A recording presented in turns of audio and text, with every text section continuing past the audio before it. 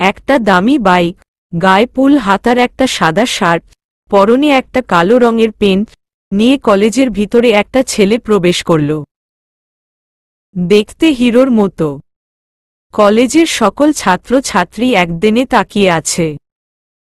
ছেলেটা bike parking করে কলেজের ভিতরে ঢুকে প্রিন্সিপাল স্যারের অফিস রুমে অনুমতি নিয়ে ঢুকল। প্রিন্সিপাল স্যারের রুমে গিয়ে একটা চেয়ারে বসল। ঠিকই ধরেছেন, এই ছেলেটা আর কেউ নয়, আমি। আজ থেকে এই কলেজে শিক্ষকতা করব। আর পরিচয় জানা লাগবে না, শুধু নামটা জেনে রাখুন, আমি রাসেল। বাকিটা গল্পের সাথে থাকুন, সব জানতে পারবেন। আমি। আসসালামু আলাইকুম স্যার, কেমন আছেন? প্রিন্সিপাল স্যার: আলহামদুলিল্লাহ ভালো আছি। তুমি কেমন আছো রাসেল? আমি ভালো আছি স্যার।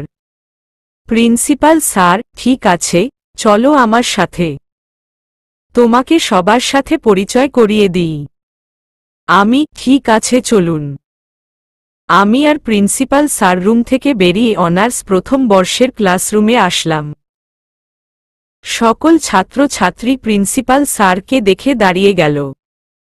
তারপর প্রিন্সিপাল স্যার বলতে লাগল, প্রিন্সিপাল স্যার, উনি হচ্ছে রাসেল, তোমাদের ইংরেজি নতুন শিক্ষক। বাস্তবে গোড়ার ডিম ও জানি না ইংলিশ। তোমরা সবাই ওনার সাথে পরিচয় হয়ে নিবে এবং সবাই ভালো ব্যবহার করবে। সবাই একসাথে বলল, ওকে স্যার। প্রিন্সিপাল স্যার আরও কিছুক্ষণ কথা বলে ক্লাস থেকে বেরিয়ে গেল। আমি একজন একজন করে পরিচয় নিতে লাগলাম। হঠাৎ একটা মেয়ে ক্লাসরুমের দরজা দাঁড়িয়ে বলল, মেয়েটা, ভিতরে আসতে পারি স্যার? আসুন। আমি না দেখে মেয়েটাকে বললাম, আসুন। পরে মেয়েটার দিকে তাকিয়ে আমি তো অবাক হয়ে গেলাম। দেখতে চাঁদের মতো সুন্দর। এবার আমি মেয়েটাকে বললাম, তোমার নাম কি? আর কলেজে আসতে দেরি কেন? মেয়েটা, স্যার আমার নাম প্রেমা, গল্পের নায়িকার নাম। আবার কেউ বাসথুকু ক্রাশ খাইয়েন না, আসলে বাসা থেকে গাড়ি নিয়ে আসতে হঠাৎ রাস্তার মাঝখানে গাড়ি নষ্ট হয়ে যায়, তারপর রিকশা নিয়ে আসতে দেরি হয়ে যায়। ঠিক আছে, তোমার সিটে গিয়ে বসো। প্রেমা আর কোনো কথা না বলে একটা মেয়ের সাথে গিয়ে বসল। আমি আবার পরিচয় নেওয়া শুরু করলাম। সবার পরিচয় নেওয়ার সময় প্রেমার দিকে তাকিয়ে দেখি, প্রেমা আমার দিকে একদৃষ্টিতে তাকিয়ে আছে। আমি প্রেমার দিক থেকে চোখ সরিয়ে নিলাম। আজকে সবার কাছ থেকে পরিচয় নিয়ে ক্লাস থেকে বেরিয়ে গেলাম। সবাইকে বলছি কালকে থেকে নিয়মিত ক্লাস করাবো। কলেজ ছুটি হওয়ার পর বাইক নিয়ে বাসায় চলে আসলাম। বাসায় বলতে আমি এখানে একটা ফ্ল্যাট নিয়ে একা থাকি। আমার কাজের সুবিধার জন্য বিছানায় বসে আম্মুকে ফোন দিলাম। আসসালামু আলাইকুম আম্মু, কেমন আছো? আম্মু: ওয়ালাইকুম আসসালাম, আলহামদুলিল্লাহ বাবা ভালো আছি। তুই কেমন আছিস?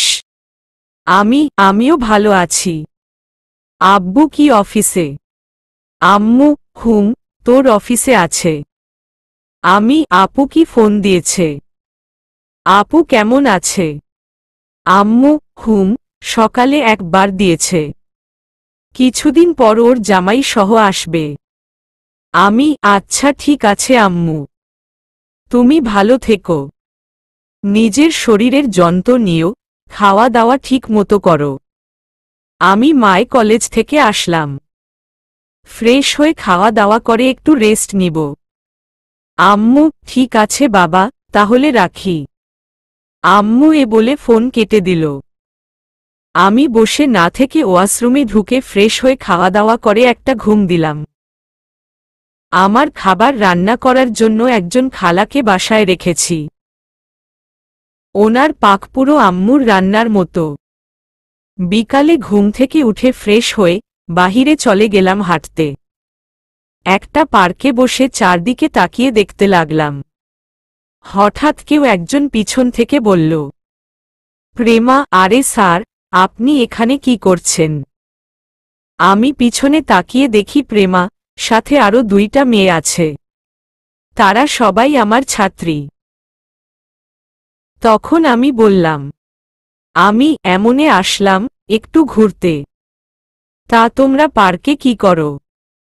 প্রেমা, স্যার, আপনার মতো আমরাও ঘুরতে আসলাম। আমি, ওহ। প্রেমা, স্যার কিছু মনে না করলে একটা কথা বলতে পারি? আমি, বলো, সমস্যা নেই। প্রেমা, স্যার আমি কি কখনো প্রেম করছেন? মানে আপনার কোনো গার্লফ্রেন্ড আছে? আমি, না আমি কখনো প্রেম করি নাই। আর করার কোনো ইচ্ছে নেই। প্রেমা, কেন স্যার? আমি এসব প্রেম আমার কাছে ভালো লাগে না। প্রেম করলে একবারে বিয়ের পর বউয়ের সাথে প্রেম করব। প্রেমা, স্যার আপনার বাসা কোথায়? পরিবারে কে কে আছে? আমি, তুমি এত কিছু জেনে কি করবে? প্রেমা, ওমা, আপনি আমাদের স্যার। আপনার পরিচয়টা কি জানতে পারি না? আমি, আমার নাম রাসেল। পরিবারে আব্বু আম্মু এবং একটা বড় বোন আছে। তার বিয়ে হয়ে গেছে। প্রেমা, আমার নাম তো জানেন। আমার বাবা একজন বাংলাদেশের টপ বিজনেসম্যান। আমি তার একমাত্র মেয়ে। আমার সাথে আমার বান্ধবী মিম এবং রোজা। আমি, খুব ভালো লাগলো পরিচয় হয়ে। মিম, স্যার কিছু মনে না করলে আমাদের সাথে 1 কাপ কফি খাবেন? আমি, খেতে পারি, কিন্তু বিল আমি দিব। রোজা, স্যার বিল আমরা দিব। আমি, তা হয় না। তোমরা আমার ছাত্রী। আমি কি করে তোমাদের বিল দিতে দিই? প্রেমা, ঠিক আছে স্যার, বিল আপনি দিন। এখন চলুন। আমি, ঠিক আছে চলো। তারপর ওদের সাথে একটা কফি শপে গিয়ে বসলাম। প্রেমা কফির অর্ডার দিল। কিছুক্ষণ পর কফি চলে আসলো। তাদের সাথে কফি খেয়ে বিদায় নিয়ে বাসায় চলে আসলাম। বিলটা কিন্তু আমি দিছি। পরের দিন কলেজে ঢুকে দেখি কিছু ছেলে মেয়েদের ডিস্টার্ব করছে। আমি বাইক পার্কিং করে তাদের সামনে গেলাম। তখন আমি বললাম, আমি, এখানে কি হচ্ছে? মেয়েদের সাথে তোমরা এরকম করছো কেন? তখন একটা ছেলে বলল, ছেলে, সেটা কি তোকে বলতে হবে? আমি, বড়দের সাথে কিভাবে কথা বলতে হয় বাপ মা কি কিছুই শেখাই নাই? ছেলেটা, তুই কে রে? তোর সাথে সম্মান দিয়ে কথা বলতে হবে। তুই আমাকে চিনিস? আমি হচ্ছি এই এলাকার নেতার ভাই জীবন। আমার ভাইয়ের কথায় পুরো কলেজ চলে। এই এলাকার এমপি মন্ত্রী আমার ভাইয়ের কথায় উঠে আর বসে। আমি, তাই বলে তুমি এভাবে মেয়েদের উড়না নিয়ে খেলা করবে? জীবন, আমি সবকিছু করতে পারি। আর তুই কে আমার সাথে এতক্ষণ কথা বলছিস? কলেজের প্রিন্সিপাল আমাদের কিছু বলতে সাহস পায় না। আমি হচ্ছি এই কলেজের নতুন শিক্ষক।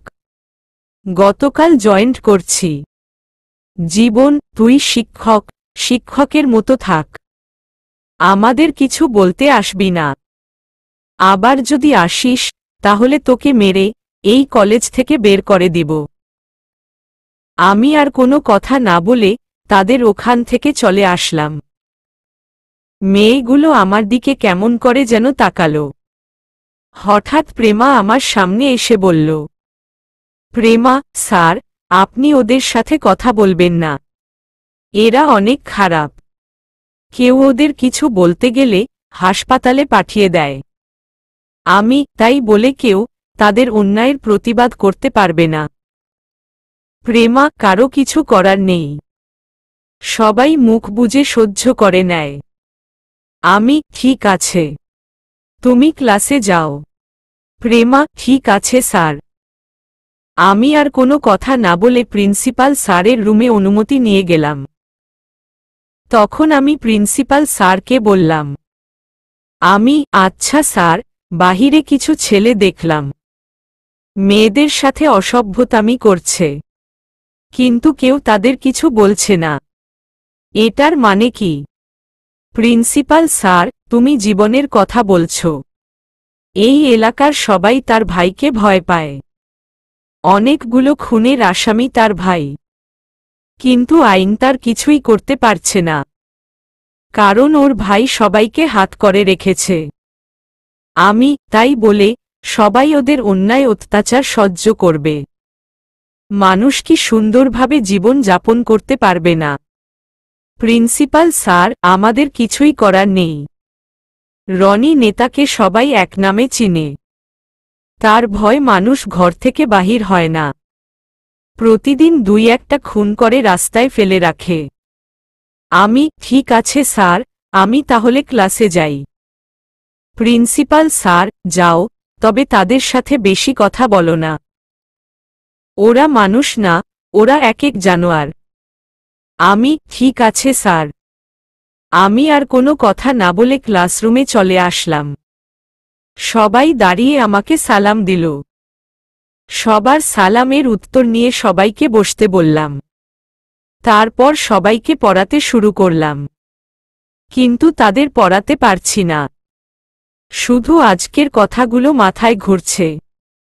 আমাকে কিছু একটা করতে হবে, তা না হলে এদের জন্য মানুষ সুন্দরভাবে জীবন যাপন করতে পারবে না।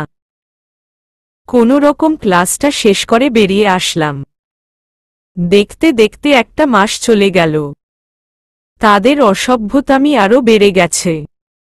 না অনেক ধৈর্য ধরেছি, আর না ভেবেছি এই পদটা ছেড়ে দিব।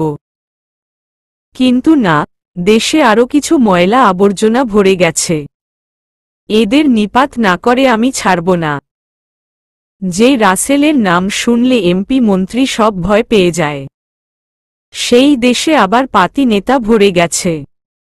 এগুলো পরিষ্কার করতে হবে।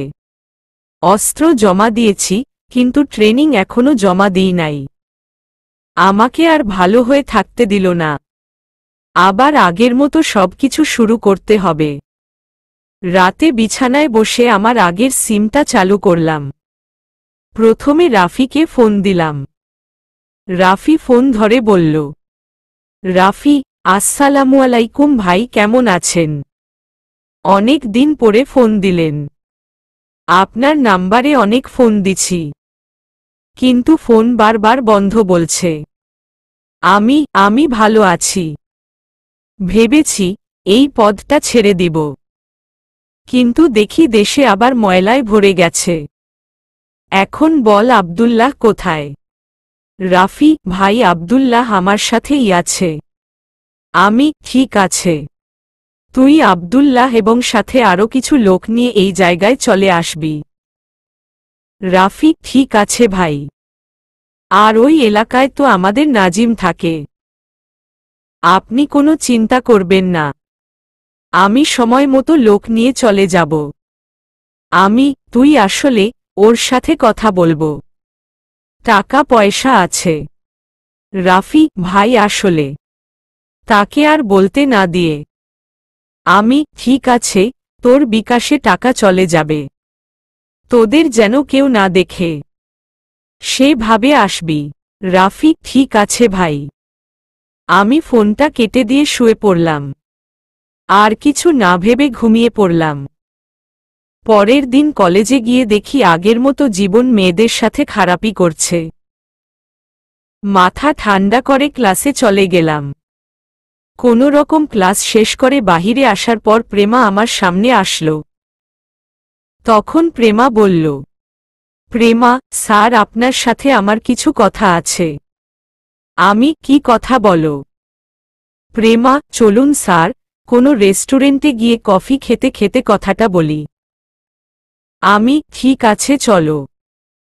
আমি আর প্রেমা কলেজ থেকে বেরিয়ে আসতেই জীবন আমার সামনে এসে বলল, জীবন, কি রে, কলেজে শিক্ষকতা করতে এসে ছাত্রীকে নিয়ে কোথায় যাচ্ছিস? আমাদের পথ ছাড় বলছি। জীবন, যদি না ছাড়ি তাহলে তুই কি করবি? আমার কলার ধরে।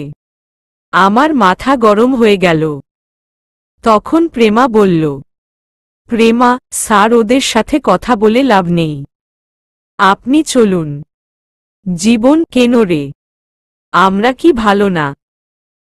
একবার আমাদের সাথে বিছানায় যাস, দেখবি আমরা অনেক ভালো খেলতে পারি। প্রেমা, তোরা কি জীবনে মানুষ হবি না? মেয়েদের সাথে এভাবে কথা বলতে তোর লজ্জা করছে না? জীবন, আরে আমার লজ্জা থাকলে তো করবে। আমার কোনো লজ্জা নেই। প্রেমা, স্যার, আপনি চলুন তো। আমি আর কোনো কথা না বলে একটা রেস্টুরেন্টে চলে গেলাম। রেস্টুরেন্টে ঢুকে একটা টেবিলে গিয়ে বসলাম। তখন আমি বললাম, আমি, বলো কেন নিয়ে আসলে আমাকে? কি কথা বলবে? প্রেমা, আগে কফির অর্ডার দিয়ে নিই। প্রেমা একজন ওয়েটারকে ডাক দিল। 2টা কফির অর্ডার দিল। তখন প্রেমা বলল, প্রেমা, এখন তো দুপুরের খাবারের টাইম, খাওয়া দাওয়া করে নিবেন। আমি, না, এখন খাবার খাবো না। আমি খাবার একটু দেরি করে খাই। প্রেমা, স্যার, আপনি জানেন বাংলাদেশে একজন মাফিয়া ছিল। তার ভয়ে সব নেতারা প্রস্রাব করে দিত, কিন্তু ওনাকে কেউ সামনাসামনি দেখে নাই। উনি দেশে সবসময় ভালো কাজ করতেন, কিন্তু গত 1 বছর ধরে ওনার কাজ কেউ দেখে না। উনি কি আছেন নাকি মরে গেছেন তা কেউ বলতে পারবে না। সেই জন্য এসব দেশের এই অবস্থা, রাস্তাঘাটে মেয়েরা এবং অন্যান্য মানুষ ঠিকভাবে চলাফেরা করতে পারে না। উনি যদি আবার ফিরে আসতেন, তাহলে এসব গুন্ডারা ভয় এসব খারাপই ছেড়ে দিত। আমি প্রেমার কথা শুনে মনে মনে বলতে লাগলাম, সে মানুষটা যে আমি। তুমি আমাকে চিনতে পারো নাই। তুমি তো দূরের কথা, এখনো বাংলাদেশের মানুষ চিনতে পারে নাই। তখন আমি বললাম, আমি যদি বেঁচে থাকে, তাহলে অবশ্যই তিনি ফিরে আসবে। আমার মন বলছে উনি এখনো বেঁচে আছে। খুব শীঘ্রই এসব ময়লা আবর্জনা পরিষ্কার করবে। প্রেমা, তাই যেন হয় স্যার। আমরা রাস্তাঘাটে ওদের জন্য ঠিকভাবে চলাফেরা করতে পারি না। আমি, এবার বলো আমাকে কেন ডেকেছ? প্রেমা।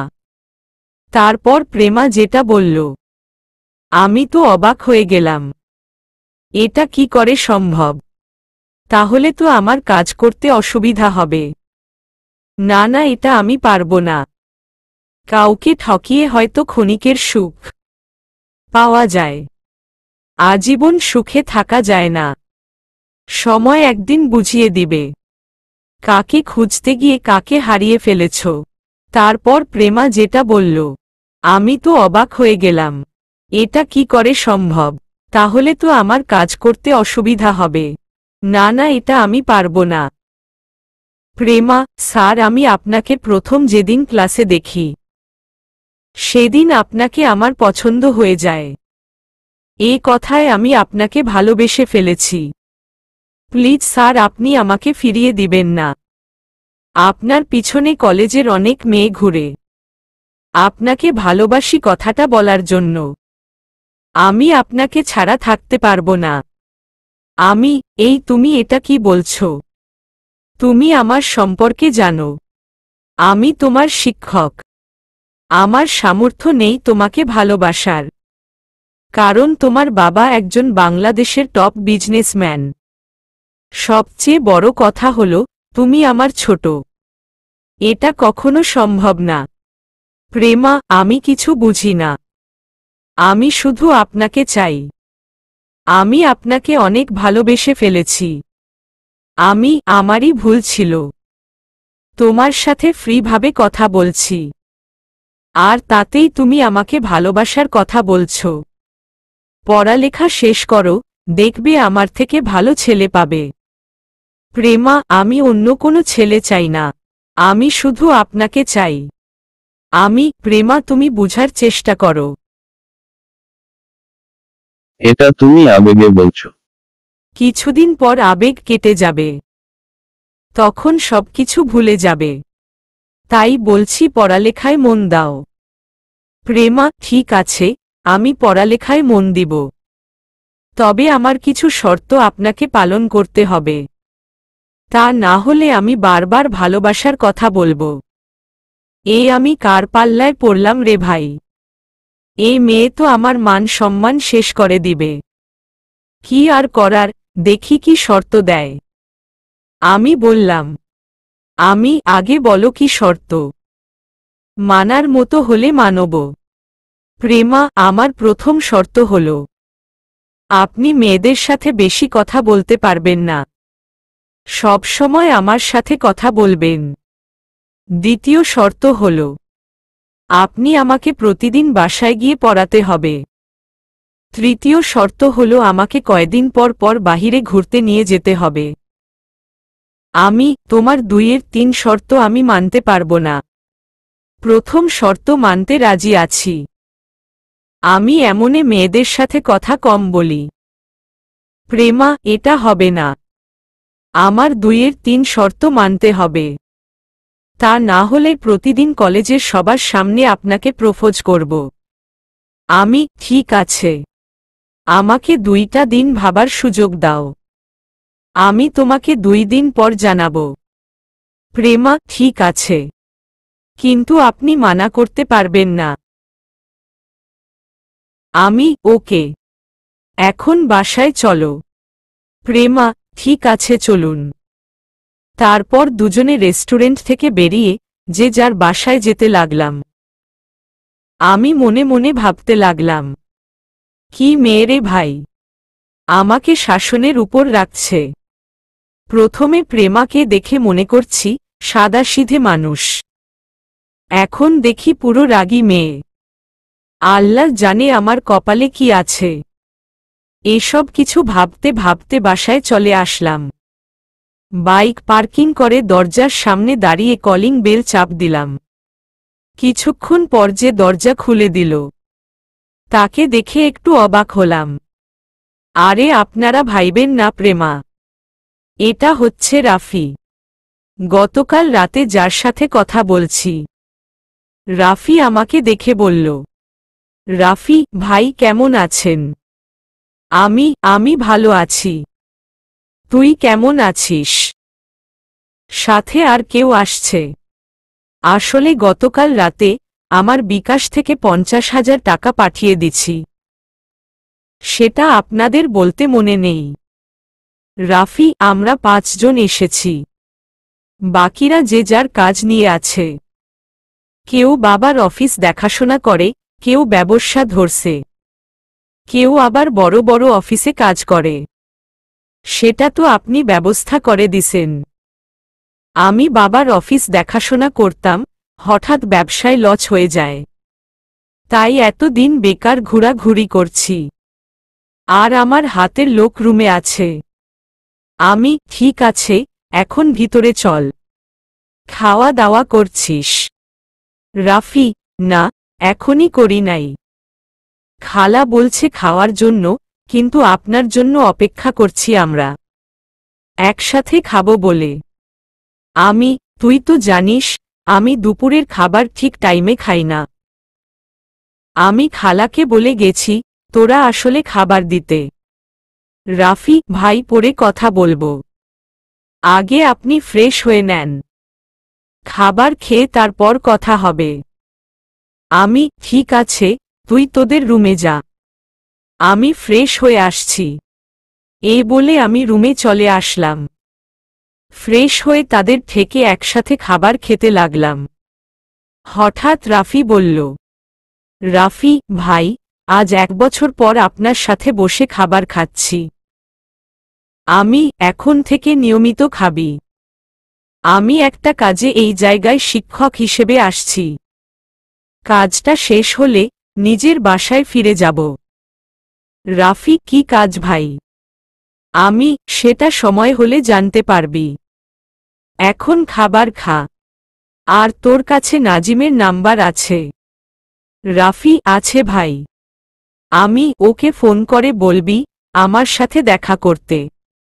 তাকেও লাগবে আমার কাজে। রাফি, ঠিক আছে ভাই, আমি ওকে ফোন করে দেখা করতে বলবো। তারপর খাবার খেয়ে নিজের রুমে চলে আসলাম। পরের দিন সকালে কলেজে ঢুকে দেখি আজকে জীবনকে দেখা যাচ্ছে না। আমি একটা মুচকি হাসি দিয়ে কলেজের ভিতরে যেতে লাগলাম। হঠাৎ কোথায় থেকে প্রেমা আমার সামনে এসে বলল, প্রেমা স্যার একটা কথা শুনছেন? আমি, কি কথা? প্রেমা, গতকাল কারা যেন জীবনকে মেরেছে। এখন ও হাসপাতালে আছে। মনে হয় না 2-3 মাসের মধ্যে সুস্থ হবে। এ কথা শুনে কলেজের সব ছাত্রছাত্রী অনেক খুশি হয়েছে। তবে আরেকটা খুশির সংবাদ আছে। আমি, আবার কি খুশির সংবাদ? প্রেমা, যারা জীবনকে মেরেছে তারা শুনছি মাফিয়ার লোক। জীবনের গায়ের ওপর একটা কাগজে লিখে দিছে, মাফিয়া ইজ বেগ। আপনি ঠিকই বলছেন। মাফিয়া যদি বেঁচে থাকলে অবশ্যই ফিরে আসবে। আপনার কথা সত্যি হয়েছে। আমি, তাহলে তো ভালোই। এখন জীবনের ভাই রনি কি করছে? প্রেমা, আমি শুনেছি রনি নাকি মাফিয়ার কথা শুনে ভয় রুম থেকে বেরিয়ে আসছে না। আমি, তাহলে ওই মাফিয়াকে সবাই ভয় পায়? প্রেমা, হুম স্যার, আমার অনেক ইচ্ছে ওই মাফিয়াকে একটা বার দেখব। কিন্তু কি করে দেখব? এখনো কেউ ওনাকে দেখতে পায়নি। আমি, হয়তো নিজের কোনো সমস্যার কারণে সামনে আসে না। প্রেমা, আচ্ছা এসব কথা বাদ দেন। আমার কথায় এখন কি ভাবছেন? আমি, মায়ে তো আজকে একদিন, এখনো কালকের দিন সময় আছে। তারপরে না জানাবো। প্রেমা, ঠিক আছে, আপনি এখন ক্লাসে যান, আমি বান্ধবীদের সাথে আসছি। আমি, ঠিক আছে। এ বলে আমি প্রিন্সিপাল স্যারের কেবিনে অনুমতি নিয়ে ঢুকলাম। তখন প্রিন্সিপাল স্যার বলল, প্রিন্সিপাল রাসেল, তুমি এসেছ। আজকে আমি অনেক খুশি। ওই জীবন জানোয়ারকে কারা যেন গতকাল ডান্স পার্টি থেকে তুলে নিয়ে এসে মেরে রনির বাসার সামনে ফেলে গেছে। আমি সব শুনেছি স্যার। আমার ছাত্রী প্রেমা আমাকে কলেজে আসার পর বলছে। আর শুনেছি মাফিয়া নাকি ওকে মেরেছে। প্রিন্সিপাল, হুম, তুমি ঠিকই শুনেছ। ওই মাফিয়াকে একটা বার যদি দেখতাম তাহলে ওনার পা ধরে সালাম করতাম। আমারও অনেক শখ স্যার, ওই মাফিয়াকে একটা বার দেখার। প্রিন্সিপাল, তুমি কেন? এই বাংলাদেশের সবার ইচ্ছে ওই মাফিয়াকে একটা বার দেখবে। সে মাফিয়া সবসময় মানুষের বিপদে পাশে দাঁড়ায়। আজ 1 বছর পর আবার ফিরে এসেছে। আমি, ঠিকই বলছেন স্যার। সবাই ওই মাফিয়ার জন্য দোয়া করবেন, যেন সফলভাবে সব কাজ করতে পারে। তার পরিবারের জন্য দোয়া করবেন। প্রিন্সিপাল, কালকে তো শুক্রবার, আমি কালকে ওই মাফিয়ার জন্য মসজিদে মিলাদ পড়াব। আল্লাহ যেন ওর মতো ছেলে সবার ঘরে দেয়। আমি, ঠিক আছে স্যার, আমি এখন ক্লাসে যাই। প্রিন্সিপাল, ঠিক আছে যাও। আমি প্রিন্সিপাল স্যারকে সালাম দিয়ে কেবিন থেকে বেরিয়ে ক্লাসের ভিতরে চলে গেলাম। ক্লাসের ভিতরে ঢুকে দেখি আজকে সকল ছাত্রছাত্রী খুশি। আমাকে দেখে সবাই দাঁড়িয়ে সালাম দিল। তখন আমি সবার উদ্দেশ্যে বললাম, আমি, কি ব্যাপার, তোমরা মনে হয় আজকে অনেক খুশি? যদিও জানি, তারপরেও ওদের থেকে শুনতে চাই। হঠাৎ রোজা দাঁড়িয়ে বলল, রোজা স্যার, সবাই খুশি এর কারণ জীবন হাসপাতালে আছে। তাকে কারা যেন মারছে। মিম স্যার ওর মতো জানোয়ারকে বাঁচিয়ে রেখে ভুল করছে। এখন যদি সুস্থ হয়ে আমাদের সাথে আবার অসভ্যতামি করে। রোজা স্যার, মিম ঠিকই বলেছে। তারপরেও আমাদের ভিতর ভয় কাজ করছে। সবাই আমাকে নানাভাবে বুঝিয়ে কথা বলছে। তখন আমি তাদের উদ্দেশ্য করে বললাম, আমার কথা শুনো। মাফিয়া একবার মাফ করে দিলে দ্বিতীয়বার মাফ করে না। আমি মানুষের কাছ থেকে শুনেছি সে মাফিয়া ঠান্ডা মাথায় কাজ করে। তোমরা কোনো চিন্তা করো না। মাফিয়া যখন ফিরে এসেছে তাহলে কেউ তোমাদের কিছু করতে পারবে না। প্রেমা, আপনার কথা যেন ঠিক হয়। আমিও জীবনকে মারার কথা প্রথমে খুশি হয়েছি, পরে ভাবলাম ও তো এখনো বেঁচে আছে। যদি সুস্থ হয়ে আমাদের সাথে খারাপ কিছু করে, ওটা নিয়ে চিন্তা করো না। আল্লাহ সবসময় তোমাদের পাশে আছে। শুধু ওই মাফিয়ার জন্য আল্লাহর কাছে প্রার্থনা করে বলবে, আল্লাহ ছাড়া কেউ যেন ওই মাফিয়ার ক্ষতি করতে না পারে। সবাই একসাথে, ঠিক আছে স্যার। তারপর পড়া শুরু করলাম। আজকে তাদের খুশি দেখে তাড়াতাড়ি ক্লাস শেষ করে বাহিরে চলে আসলাম। কলেজ ছুটি হওয়ার পর বাইকের কাছে আসার পর প্রেমা আমার সামনে আসলো। তখন আমাকে বলল, প্রেমা, তুমি আমাকে একটু বাসার সামনে নামিয়ে দিবে? আজকে আমি গাড়ি নিয়ে আসি নাই। প্রেমা, তোমার ব্যবহার হঠাৎ চেঞ্জ হয়ে গেল কেন? আমি তোমার স্যার, সেটা কি তুমি জানো না? প্রেমা, আমি আর পারবো আপনাকে আপনি করে বলতে। আমি এখন থেকে তুমি করে বলবো। প্রেমা, তুমি কি চাও আমি এই কলেজ থেকে চলে যাই? প্রেমা, না, এটা আমি চাই না। তাহলে আমাকে সম্মান দিয়ে কথা বলবে। কলেজের সব ছাত্রছাত্রী যেভাবে কথা বলে, তুমিও আমার সাথে সেভাবে কথা বলবে।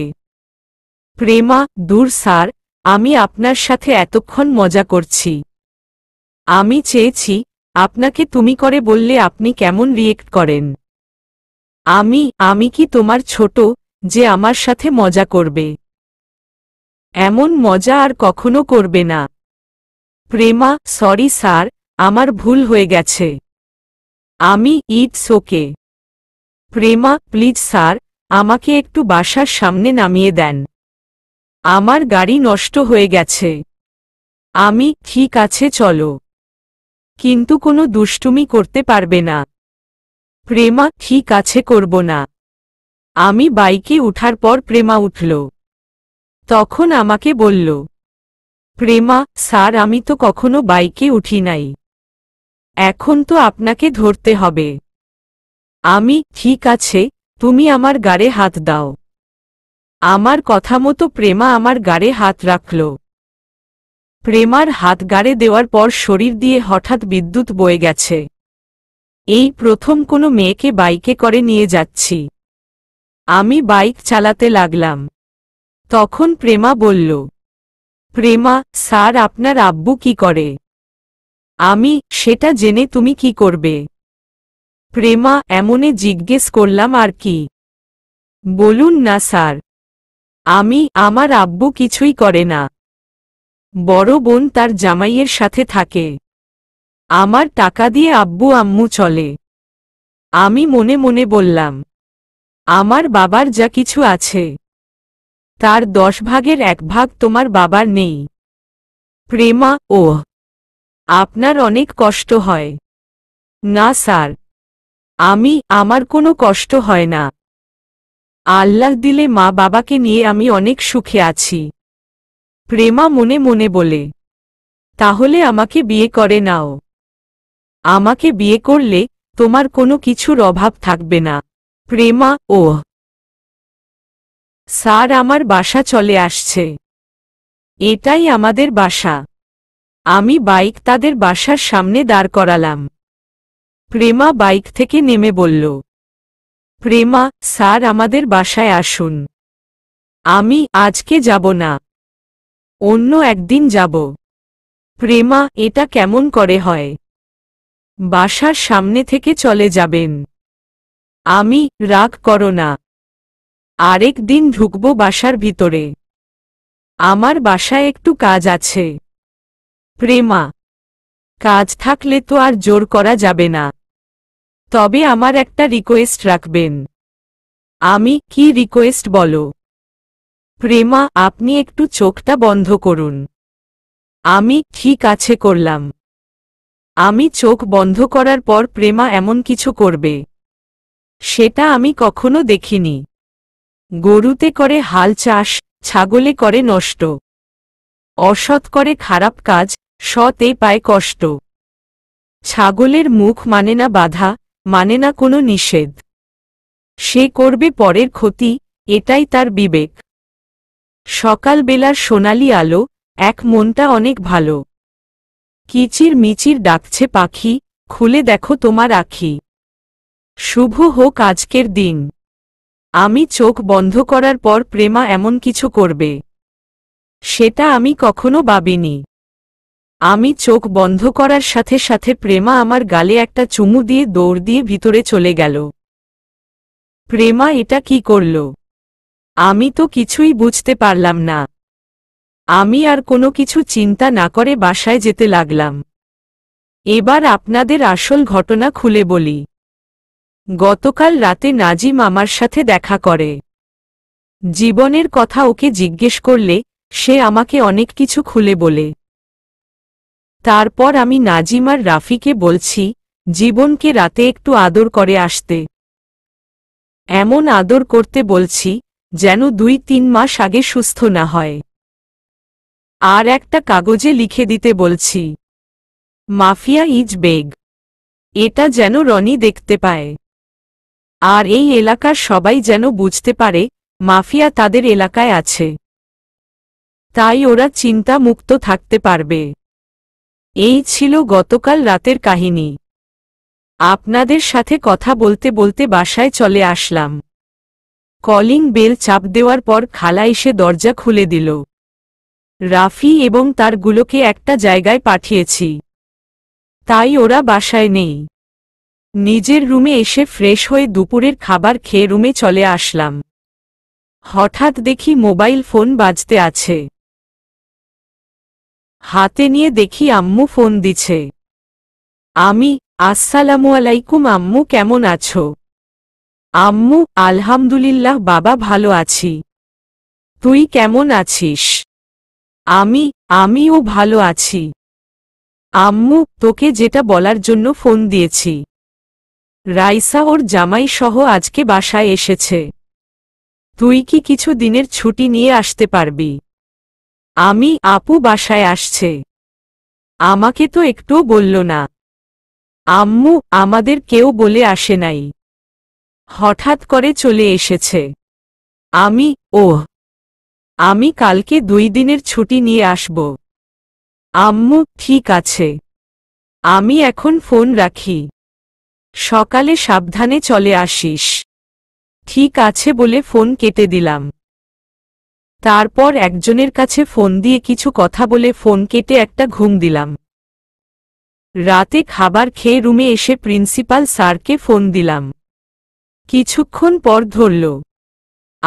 আসসালামু আলাইকুম স্যার, কেমন আছেন? প্রিন্সিপাল, আলহামদুলিল্লাহ ভালো আছি রাসেল। তুমি কেমন আছো? আর হঠাৎ ফোন দিলে যে?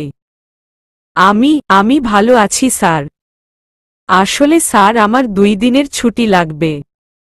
বড় আপু আজ 2 বছর পর বাসায় এসেছে। বড় আপু তার জামাইয়ের সাথে এতদিন কানাডা ছিল। প্রিন্সিপাল, ঠিক আছে। 2 দিনের বেশি যেন না হয়। সামনে কিন্তু পরীক্ষা আসছে। ঠিক আছে স্যার। আমি সময় মতো চলে আসব। এখন তাহলে রাখি। আসসালামু আলাইকুম। প্রিন্সিপাল, ওয়ালাইকুম আসসালাম। আল্লাহ হাফেজ। এ বলে প্রিন্সিপাল স্যার ফোন কেটে দিল। আমি এবার রাফিকে ফোন দিলাম। রাফি ফোন ধরে বলল, রাফি, জি ভাই বলেন। নাজিম কি তোর সাথে আছে? রাফি, জি ভাই। নাজিম আমার সাথে। কথা বলবেন? সমস্যা নেই। তুই মোবাইল লাউড স্পিকার দেয়। আমি কি বলি মন দিয়ে শুনবি। রাফি এবং নাজিম, বলেন ভাই। শুন, আমি কালকে 2 দিনের জন্য বাসায় যাব। তোরা ভালো করে রনির খোঁজ খবর রাখবি। সে কোথায় যায়, কি করে, আমাকে সব খবর দিবি। ওকে প্রো করলে আসল মানুষটাকে পেয়ে যাব। এটা আমার মনে হয়। ওই মানুষটার সাথে রনির সাথে যোগাযোগ আছে মনে হয়। নাজিম ভাই, আপনি কোনো চিন্তা করবেন না। আমি এই এলাকার ছেলে। আল্লাহ রহমতে সব রাস্তা ঘাট চিনি। আমরা আসল মানুষটাকে খুঁজে বের করব। ঠিক আছে, তোরা কাজে লেগে পড়। আমি এখন ঘুমাবো। সকাল সকাল রওনা দিতে হবে। বলে ফোন কেটে দিলাম, তারপর ঘুমিয়ে পড়লাম। পরের দিন একটা রিকশা নিয়ে বাস কাউন্টারে চলে আসলাম। একটা টিকিট কেটে বাসে উঠে বসলাম। প্রায় 5 ঘন্টা পর নিজের বাসার সামনে চলে আসলাম। দারোয়ান চাচা আমাকে দেখে সালাম দিল। আমিও ওনাকে সালাম দিলাম। চাচার সাথে কিছুক্ষণ কথা বলে দরজার সামনে এসে কলিং বেল চাপ দিলাম। কিছুক্ষণ পর আম্মু এসে দরজা খুলে দিল। আমাকে দেখে আম্মু বলল, আম্মু, কিরে বাবা, তুই আসছিস? আসতে কোনো সমস্যা হয়নি তো? না আম্মু, আসতে কোনো অসুবিধা হয়নি। এখন বলো, আপু, দুলা ভাই এবং আমার বুড়িটা কোথায়? আম্মু, রাইসা ওর মেয়েকে রুমে দুধ খাওয়াচ্ছে। আর ওর জামাই তোর আব্বুর সাথে অফিসে গেছে। ওকে, তাহলে আমি আপুর সাথে দেখা করে আসি। বলে আপুর রুমের সামনে এসে বললাম, আপু ভিতরে আসতে পারি? আপু, আরে রাসেল, তুই কখন আসলি? আয় ভিতরে আয়। আমি এইমাত্র আসলাম। তুই এমন করলি কেন? কাউকে না জানিয়ে আসলি যে? আপু, আসলে আমি সবাইকে সারপ্রাইজ দিতে বলি নাই। এখন বল, কেমন আছিস? আমি ভালো আছি। তুই কেমন আছিস? আমার ভাগ্নি কি ঘুমিয়ে গেছে? আপু, আমিও ভালো আছি। আর তিথিকে দুধ খাইয়ে দিয়ে ঘুম পাড়িয়ে দিলাম। ওহ, তা কতদিন থাকবি এবার? আপু, এবার 1 মাসের মতো থাকব। আচ্ছা, আমাকে একটা কথা বলবি? কি কথা আপু? আপু, তুই হঠাৎ অফিস ছেড়ে কলেজে শিক্ষকতা করতে গেলি কেন? আমার অফিস দেখাশোনা করতে ভালো লাগে না, তাই শিক্ষকতার চাকরি নিয়েছি। কলেজে ছাত্র ছাত্রী পড়াতে অনেক ভালো লাগে। আপু, তুই জানিস না, আব্বু একা অফিস চালাতে কষ্ট হয়। আরে আব্বুর কোথায় কষ্ট হচ্ছে? সাথে তো সিফাত আর নয়ন আছে। তারা দুজনে তো সবকিছু দেখে রাখে। আপু, ওহ, তোকে দেখে মনে হচ্ছে তুই এখনো ফ্রেল হস নাই। তুই রুমে গিয়ে ফ্রেশ হয়ে নিচে আয়। আমি নিচে আছি। আচ্ছা ঠিক আছে। কথা বলে আপু নিচে চলে গেল। আমি আমার রুমে এসে দেখি রুমটা আগের মতোই আছে। ওয়াশরুমে ঢুকে ফ্রেশ হয়ে নিচে চলে আসলাম। নিচে এসে দেখি আব্বু আর দুলাভাই তারা অফিস থেকে চলে এসেছে। দুলাভাই আমাকে দেখে বলল, দুলাভাই, কেমন আছো শালা বাবু? আমি অনেক ভালো আছি। তুমি কেমন আছো দুলাভাই? দুলাভাই, আমি ভালো আছি। তা বয়স তো আর কম হলো না। এবার কি বিয়ে শাদী করবে না? এখন না দুলাভাই, আরও 1 বছর পরে করব। আপু, তখন বুড়ো বয়সে তোকে কেউ মেয়ে দিব? অবশ্যই দিব। আমি দেখতে কি খারাপ? তুই দেখিসনি, তোর বিয়ের সময় সব মেয়ে আমার দিকে তাকিয়েছিল। আপু, তুই আমার বিয়ের সময় বাদরের মতো লাফালাফি করছিস, তাই সব মেয়ে তোর দিকে তাকিয়েছিল। আব্বু, কিরে আপু, দুলাভাইকে পেয়ে তোর এই বুড়ো বাপকে ভুলে গেলি? আমার বন্ধুকে কি আমি ভুলতে পারি? আপু দুলাভাইকে অনেক দিন পর দেখছি তো, তাই তোমার কথা ভুলে গেছি। এখন বলো, তুমি কেমন আছো? আব্বু, আমি ভালো আছি। তুই কেমন আছিস? আমি ভালো আছি। তা সিফাত আর নয়ন ঠিকভাবে কাজ করে? আব্বু, তারা আছে দেখে তো আমি চিন্তা মুক্ত আছি। অফিস থেকে চলে আসতে পেরেছি। হঠাৎ আম্মু সবার সামনে এসে বলল, আম্মু, অনেক কথা হয়েছে, সবাই খাবার খেতে আসো। তারপর সবাই একসাথে খাবার খেতে চলে আসলাম। আমি খাবার খেয়ে নিজের রুমে চলে আসলাম। দেখতে দেখতে 2 দিন পার হয়ে গেল। পরিবারের সবার কাছ থেকে বিদায় নিয়ে চলে আসলাম। পরের দিন কলেজে গেট দিয়ে ঢুকে ভিতরে গিয়ে দেখি কলেজের মাঠে সকল ছাত্রছাত্রী ভিড় করে আছে।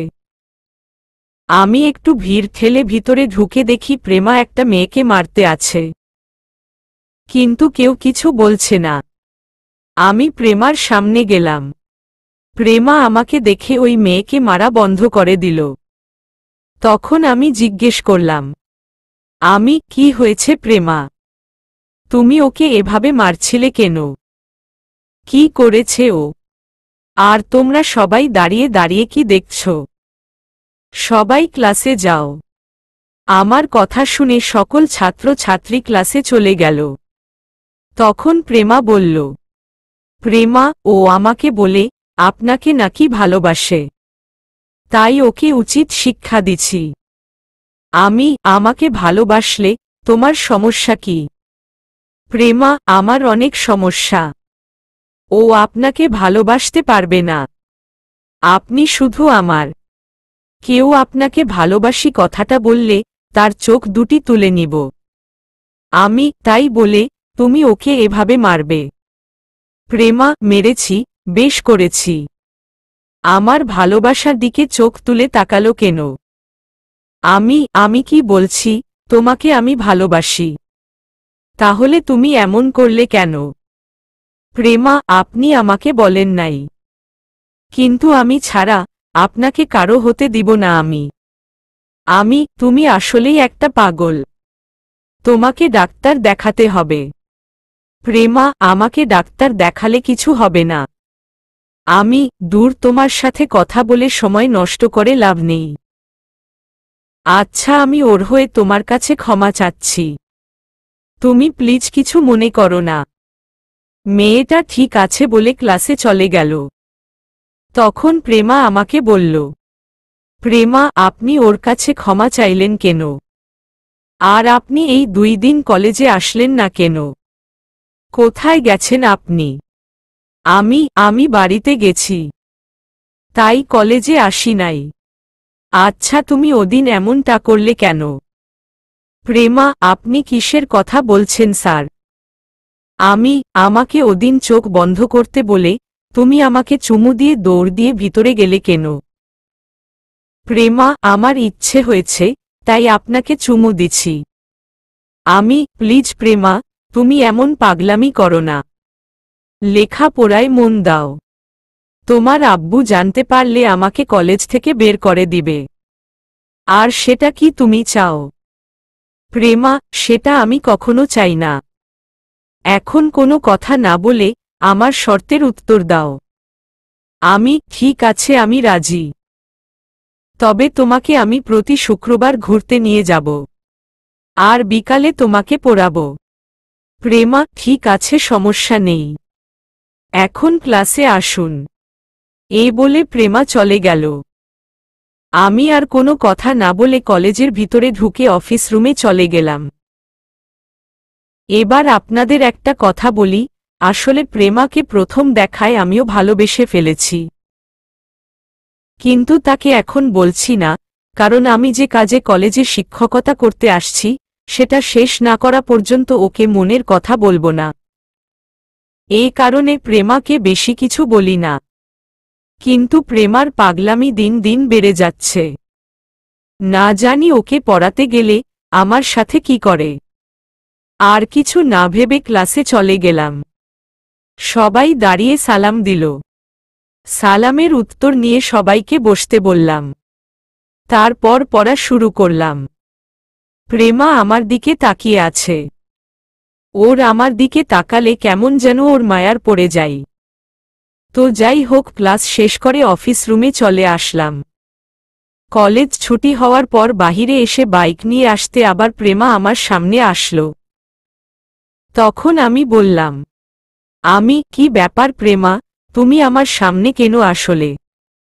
প্রেমা, আপনি আমাকে বাসায় নামিয়ে দিয়ে আসেন। প্রেমা, এটা কিন্তু শর্তের মধ্যে ছিল না। প্রেমা, আমি কিছু জানি না। আপনি আমাকে বাসায় দিয়ে আসেন। তোমার পাগলামি দিন দিন বাড়ছে। তোমাকে প্রথম দেখে তো এমন মনে হয় নাই। প্রেমা, আপনি জানেন না, আমার অনেক রাগ, আজ পর্যন্ত কোনো ছেলেকে ভালোবাসি নাই। কিন্তু আপনাকে দেখার পর অনেক ভালো লেগেছে। তাই তো আপনার সাথে পাগলামি করি। তোমার সাথে কথায় পারবো না। এখন নামো, তোমার বাসা চলে এসেছে। প্রেমা, দূর, এত তাড়াতাড়ি বাসা চলে এসেছে? বিকালে ঠিক টাইমে বাসায় চলে আসবেন। ঠিক আছে, কিন্তু তোমার আব্বুর কাছে কি বলছো আমার কথা? প্রেমা, কি, আমি যে আপনাকে ভালোবাসি সে কথা নাকি? দূর, আমি বলছি, আমি যে তোমাকে পোড়াবো। এটা কি তোমার আব্বুকে বলছো? প্রেমা, এটা আমি 2 দিন আগেই বলে রাখছি আব্বুকে। আব্বু রাজি হয়েছে। আমি বলছি, আপনি 2-3 পর পড়াতে আসবেন। ঠিক আছে, আমি এখন বাসায় যাচ্ছি। প্রেমা, সাবধানে যাবেন। আমি আর কোনো কথা না বলে বাসায় চলে আসলাম। প্রেমার সাথে এভাবে কথা না বললে কিছু একটা করে ফেলবে। তার আব্বু যদি জানে আমার জন্য তার মেয়ে এমন করছে, তাহলে আমাকে কলেজ থেকে বের করে দিবে। কলেজ থেকে বের হয়ে গেলে আমি কাজটা করতে পারবো না। এখন রাস্তায় দিয়ে আসলে সবাই আমাকে চিনে। আমি একজন কলেজের শিক্ষক, তাই কেউ আমাকে সন্দেহ করতে পারবে না। আর আমি কি কাজের জন্য এখানে আসা, সেটা গল্পের সাথে থাকলে জানতে পারবেন। কলিং বেল চাপ দেওয়ার পর খালা এসে দরজা খুলে দিল। আমি ভিতরে ঢুকে নিজের রুমে চলে আসলাম। ফ্রেশ হয়ে খাবার খেয়ে রুমে চলে আসলাম। বিছানায় শুয়ে মোবাইল হাতে নিয়ে দেখি রাফি অনেকগুলো ফোন দিছি। তাই আমি রাফিকে ফোন দিলাম। বল, ফোন দিয়েছিস কেন? রাফি, ভাই, আজকে রনিকে দেখলাম। তার ভাই জীবনকে দেখতে এসেছে হাসপাতালে। রনি হাসপাতালে ঢুকার কিছুক্ষণ পর আরও 2টা গাড়ি আসে হাসপাতালের। কিন্তু ওই 2টা গাড়ি থেকে কোনো লোক বের হয়নি। গাড়ি 2টা কি এখনো আছে? রাফি, জি ভাই, এখনো আছে। কিন্তু রনি এখনো হাসপাতাল থেকে বের হয়নি। আমার মনে হয় রনির সাথে কেউ ছদ্মবেশে হাসপাতালের ভিতরে ঢুকছে। তুই আর নাজিম হাসপাতালের ভিতরে ঢুকে দেখ, তবে তোদের যেন চিনতে না পারে। রাফি, ঠিক আছে ভাই, আমরা ভিতরে ঢুকে পরে আপনাকে সবকিছু জানাবো। এই বলে রাফি ফোন কেটে দিল। আমি মোবাইল বালিশের পাশে রেখে একটা ঘুম দিলাম। বিকালে ঘুম থেকে উঠে ফ্রেশ হয়ে বাইক নিয়ে প্রেমাদের বাসায় চলে আসলাম। কলিং বেল চাপ দেওয়ার পর কাজের বুয়া এসে দরজা খুলে দিল। তখন আমাকে বলল, কাজের বুয়া, আপনি কে? কাকে চাই? আমি এই বাড়ির মালিকের মেয়েকে পড়াতে আসছি। কাজের বুয়া, ঠিক আছে, ভিতরে আসুন।